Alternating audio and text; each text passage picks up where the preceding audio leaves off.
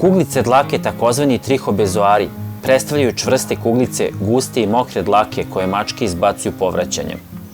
Ova pojava iziskuje i veliki napor, iscrpljuje celo telo mačke koja se napreže kako bi izbacila suvišan sadržaj. Sigurno će se sve mace tokom svog života bar jednom suočiti sa ovim problemom.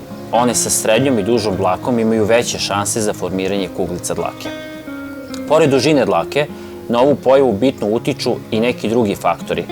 Mačke koje su pod stresom, one koje imaju poremećaj u ponašanju ili su anksiozne, često se intenzivnije čiste lizanjem. Takođe, mace koje imaju neko od oboljenja koje uzrokuje opadanje dlake su pod većim rizikom, kao i one sa bolestima peristaltike creva i gastrointestinalnog trakta.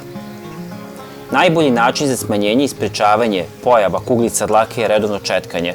Tako se uklanja višak dlake, pa one što ostanu na četki neće završiti u njenom želucu. Ako primetite da se maca prekomerno liže, može se postići na neku drugu radnju, kao što je igra sa njenom omiljenom igračkom. Mačkama koje su sklone formiranju trihobezoara preporučuju se suplementi koji sadrže vlakna koje potpomažu crevni trakt i održavaju crevnu peristaltiku. U prevenciji nastanka trihobezoara koriste se i komercijalne hrane namenjene svakodnevnoj upotrebi, a koje sadrže viši nivo nesvarljivih vlakana. Ova vlakna omogućavaju lakše kretanje dlake ka debelom crevu, odakle će se putem izmeta eliminisati. Pored lakšeg izbacivanja dlake, ova nesvarljiva vlakna sprečavaju i njeno nagomilavanje. Ukoliko ipak dođe do formiranja kuglica i krenu zdravstvene tegobe, što pre treba se obratiti veterinaru.